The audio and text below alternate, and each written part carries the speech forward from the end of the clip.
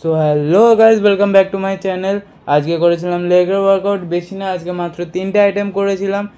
আর আজকে যে ওয়ার্কআউটগুলো করেছি মানে সত্যি বলবো পুরো পা ফুলে ঢোল হয়ে গেছিলো। তোমরাও ট্রাই করতে পারো। তো প্রথমে শুরু করেছিলাম লেগ প্রেস দিয়ে।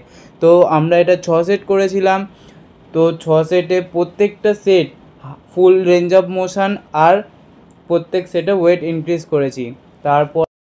তারপরে চলেছিলাম লেগ এক্সটেনশনে। এটা লেগ এক্সটেনশনে আমার লাস্ট সেট ছিল।